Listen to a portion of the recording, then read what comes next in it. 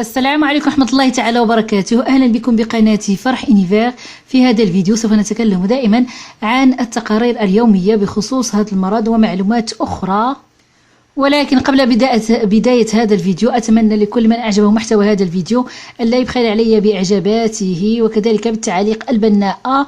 وأهلا بكم دائما بقناتي فرح إنيفير. وفقا لأحدث التقارير الصادرة عن السلطات الصحية البلجيكية، لا يزال فيروس كورونا يتزايد بشكل سريع في بلجيكا، حيث يرتفع عدد الإصابات بهذا الفيروس في الأيام السبعة الأخيرة.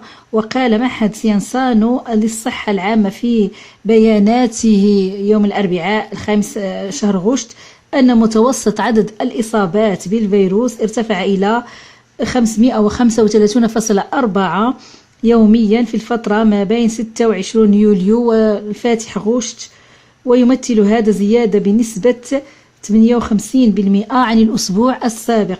وحتى الآن يبلغ عدد الإصابات بفيروس كورونا منذ ظهوره بلجيكا إلى حد الآن 70,648 حالة إصابة مؤكدة، ما يمثل زيادة قدرها 334 إصابة في 24 ساعة الماضية. يعني هناك زيادة ب 334 حالة جديدة بهذا العدوى خلال البارحة. بالنسبة للمستشفيات، فقد بلغ عدد حالات دخول المستشفيات الآن 22.7 في اليوم، مقارنة بيوم الثلاثاء كان 22 فقط، بزيادة قدرها 27% عن الأسبوع السابق.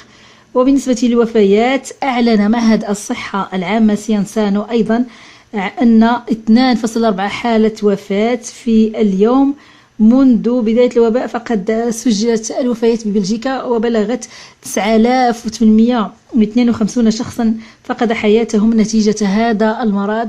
فإذا نظرنا إلى خريطة بلجيكا نرى أن مدينة أنفيرس سجلت البارحة، يعني أن مدينة أنفيرس هي التي تعرف أكبر عدد من العدوى، فقد سجلت البارحة 81 حالة عدوى منذ منذ 8 من شهر يونيو سجلت 2492 حالة عدوى، ليصل العدد الإجمالي منذ بداية هذا المرض إلى الآن في مدينة أنفيرس إلى 5400 حالة. هذا ما نراه في هذا الفيديو.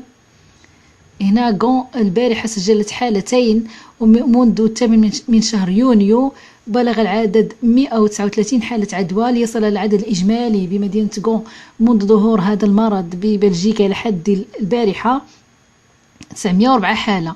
إذا مشينا هنا لبروج سجلت البارحة حالة عدوى واحدة، ولكن منذ 8 من شهر يونيو إلى غاية الآن سجلت 69 حالة عدوى، ليصل العدد الإجمالي المصاب بهذا المرض بمدينة بروج 805.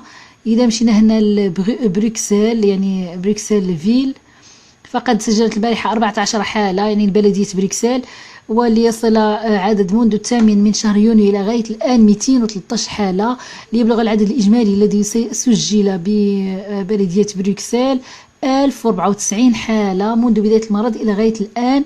وهنا إلا رأينا هنا أندرلخت، يعني يعني بروكسل فيل ميل بروكسل هي اللي سجل فيها العدد كبير، وهي وأندرلخت البارحة أيضا 7 حالات سجلت أندرلخت.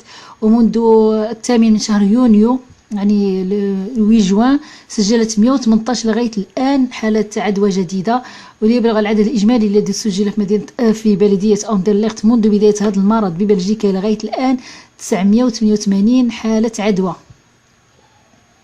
وهنا غنشوفوا مونس أيضا سجلت البارحة حالة عدوى واحدة، وقد بلغ عدد العدوى منذ 8 من شهر يونيو 47 حالة، ليبلغ العدد الإجمالي 830 حالة عدوى. هنا نامير أيضا سجلت البارحة 5 حالات، ومنذ 8 من شهر يونيو إلى غاية الآن سجلت 98 حالة، ليبلغ العدد الإجمالي الذي سجل في مدينة نامير 771 حالة عدوى. هنا مشينا للياج سجلت البارحة 11 حالة جديدة، لأن لياج كما قلت لياج وبروكسل وأنفيرس ما فيهم الحالات الكثيرة بالنسبة للعدوى، من حيث مؤخرا سجل بهم عدد العدوى كثير، يعني منطقة أنفيرس بروكسل وكذلك لياج. هي لياج سجلت البارحة 11 بلدية لياج 11 حالة، ومنذ 8 من شهر يونيو سجلت 190 حالة، ليبلغ العدد الإجمالي الذي سجل بمدينة لياج 1441 حالة. وبسبب ارتفاع المتزايد للعدوى بمدينة سيعقد يعني غدا يوم الخميس بمنطقة بروكسل مجلس الأمن مصغر على مستوى منطقة بروكسل لرؤية هل سيتخذون تدابير جديدة لمواجهة هذا الارتفاع في العدوى في منطقة بروكسل. كما أنه بالنسبة للأشخاص الذين يعودون من منطقة برتقالية فهم ينصحون بعمل الحجر.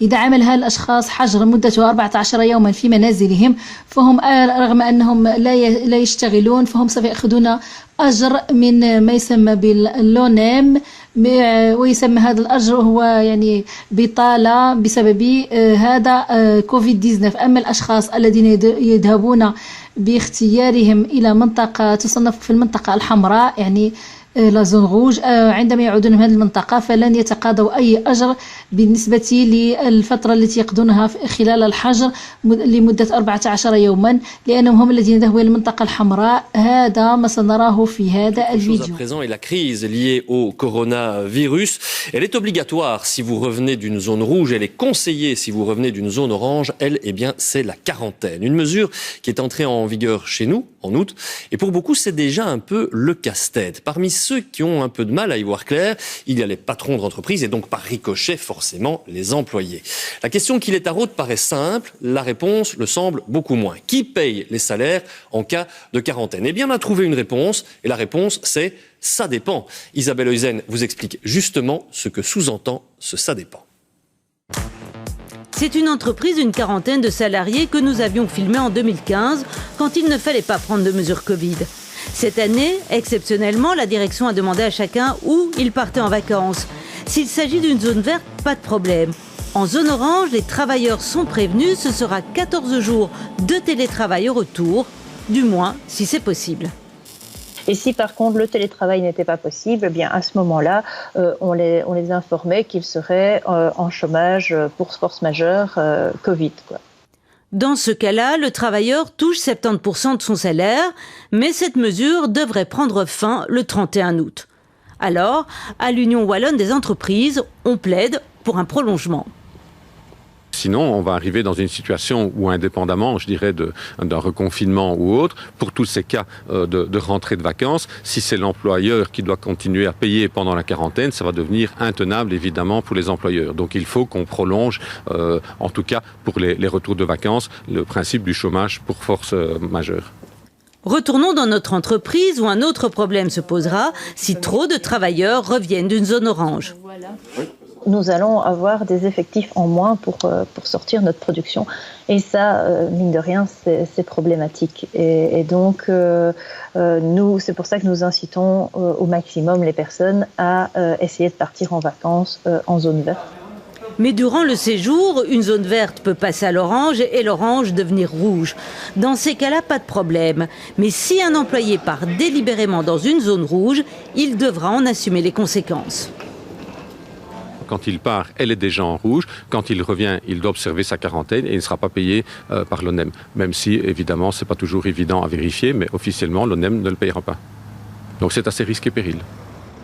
Mais en aucun cas, l'employeur ne peut obliger ses employés à révéler leur lieu de vacances. وبفرنسا أمام ارتفاع العدوى أيضا بهذا المرض في مجموعة من المناطق الفرنسية فقد دق ناقوس خطر، يعني المجلس العلمي الفرنسي دق ناقوس خطر بأن فرنسا قد تواجه أيضا موجة ثانية ابتداء من الخريف المقبل أو الشتاء المقبل، لأن هناك تراخي كثير من الأشخاص الذين لم يعودوا يحترموا التدابير الصارمة التي فرضتها الدولة الفرنسية. لذلك نجد أيضا أنه أصبح يطالب محافظ مدينة باريس أن يفرض يعني أن يكون ارتداء الكمامات إجباريا في مجموعة من المناطق في مدينة باريس، لأن كما نعرف أن فرنسا لم تفرض إلى حد الآن يعني ارتداء الكمامات في بعض المناطق، إلا أن في المناطق التي صنفتها في المناطق الحمراء هي التي فرضت ارتداء الكمامات في الخارج يعني في الأماكن العامة. ولكن هنا نرى أن أيضا أصبح يعني محافظ باريس يطالب أيضا بفرض هذه الكمامات، لأنه مؤخرا كان يسجل في بداية شهر يوليو 500 شخص بهذا العدوى، ولكن مؤخرا يعني مثلا البارحة سجل 1000 شخص. هنا يظهر الارتفاع الكبير لهذا المرض بفرنسا. كل هذا سوف نراه بهذا الفيديو. Autre titre ce soir, l'alerte lancée par le Conseil scientifique qui fait craindre une deuxième vague de l'épidémie du Covid à l'automne. Nous pouvons basculer à tout moment, disent les experts. Explication avec Florence Bouquillet et Julien Babsar. Des jeunes qui dansent à moins d'1 mètre les uns des autres, sans masque. C'est à cause de ce genre de scène que le Conseil scientifique affirme on ne peut exclure une reprise épidémique dès l'été. Ce relâchement général, on le constate un peu partout en France depuis début juillet. Le coronavirus ne fait plus aussi peur qu'avant et c'est fort regrettable, selon ce spécialiste. Le mode de transmission et la facilité avec laquelle il se transmet, qui n'a aucune commune mesure avec ce qu'on connaît pour d'autres virus de transmission respiratoire, sanctionne directement, avec quelques jours d'intervalle, les manquements. On l'a vu pour les mariages, on l'a vu pour les bateaux, on l'a vu pour les retours notamment de pays. Résultat, il y avait un peu plus de 500 nouveaux cas par jour au 5 juillet dernier. Aujourd'hui, il y en a le double, plus de 1000 par jour. Et les foyers épidémiques sont de plus en plus nombreux. Quant aux centres de prélèvement pour diagnostiquer le virus, ils sont insuffisants. C'est ce qu'affirme le Conseil scientifique qui pointe la désorganisation dans l'accès aux tests. Si les gens font la queue devant les laboratoires, si les rendez-vous sont à 10 jours, ou à 7 jours, ou à 5 jours, ça ne peut pas être efficace. Il faut aller beaucoup plus vite, il faut être beaucoup plus réactif pour pouvoir circonscrire les cas et leurs contacts, et donc les clusters en totalité. Autre mauvais signe, le nombre de malades en réanimation, il augmente significativement pour la première fois depuis près de 4 mois. Ils étaient 371 il y a 4 jours, mais 384 hier, soit 13 de plus. Alors, puisque la deuxième vague lui semble plus que probable, le Conseil scientifique propose que les 20 premières villes de France préparent un plan de confinement local, plus ou moins important, en fonction de l'épidémie. Et justement, ce soir, comme en écho à cette inquiétude du Conseil scientifique, Anne Hidalgo, la maire de Paris, demande au préfet la mise en place du port du masque obligatoire dans certaines zones. Bonsoir Thierry Curté. Alors, ça n'était pas le cas jusqu'à présent. Sait-on précisément quelle zone de la capitale serait demain concernée ? Eh bien, la demande d'Anne Hidalgo devrait d'abord concerner les quais de Seine qui accueillent le Paris-Plage, puis également de nombreuses guinguettes. C'est le lieu festif de l'été pour les Parisiens. Le port du masque devrait devenir obligatoire sur les marchés en plein air, dans les rues commerçantes, dans les parcs et jardins, sur certains lieux touristiques ou à proximité de certaines gares. La définition de ces lieux, la liste de ces lieux est en train d'être définie avec la préfecture de police de Paris. Dans cette zone de forte affluence, souvent festive, il faut bien le dire, les Parisiens respectaient assez peu les distances minimales entre eux. Du côté de la mairie de Paris, on souhaite que ces nouvelles obligations interviennent dans les 2 à 3 jours. Bien, merci Thierry pour ces précisions.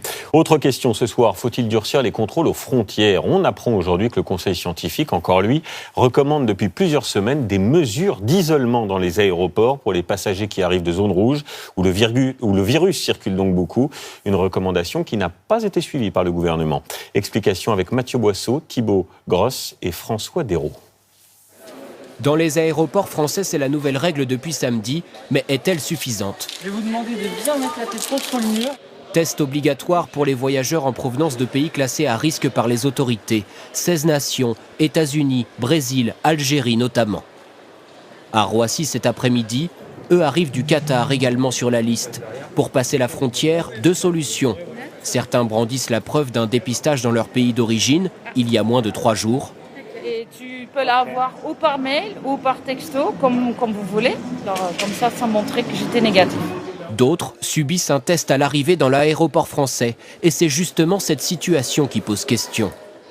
Dans l'attente de son résultat d'ici 48 heures, ce couple est censé s'isoler, mais dans les faits, il est libre de se déplacer. Il va d'ailleurs prendre le TGV. Après, on va quand même aller en famille, on va quand même dîner en famille, faire des choses comme ça, mais peut-être pas les activités extérieures, pas de bain de foule, pas de...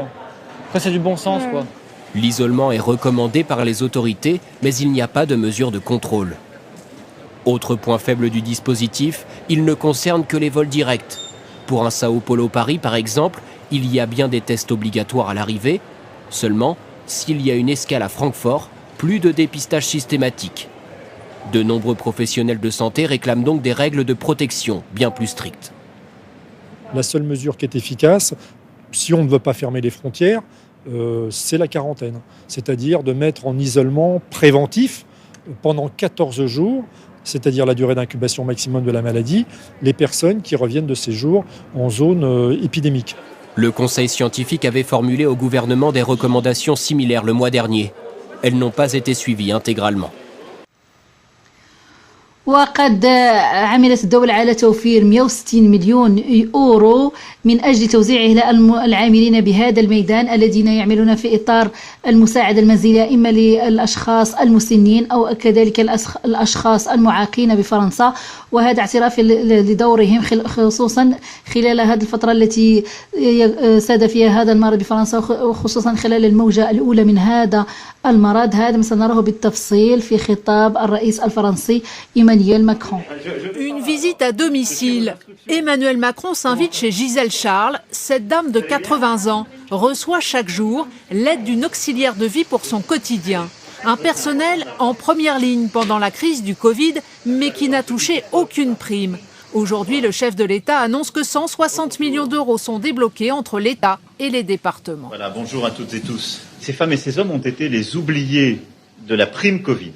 Et donc nous aurons avec ces 160 millions d'euros la possibilité d'apporter la prime Covid au justement personnel de soins, d'aide, d'accompagnement à domicile.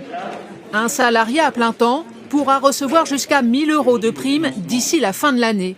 Cela concerne 320 000 auxiliaires de vie qui s'occupent de 1,1 million de personnes âgées ou handicapées.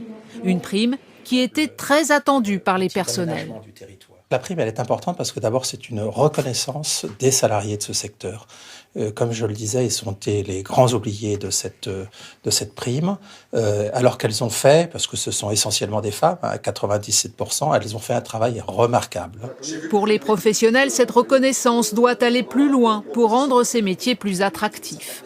Ça devra passer également par une revalorisation plus conséquente des salaires dans leur ensemble, des carrières également, pour permettre aux jeunes d'avoir envie de venir s'engager dans ce secteur, parce que ce sont des secteurs créateurs d'emplois. Des questions qui seront débattues lors de la future loi autonomie attendue d'ici la fin de l'année.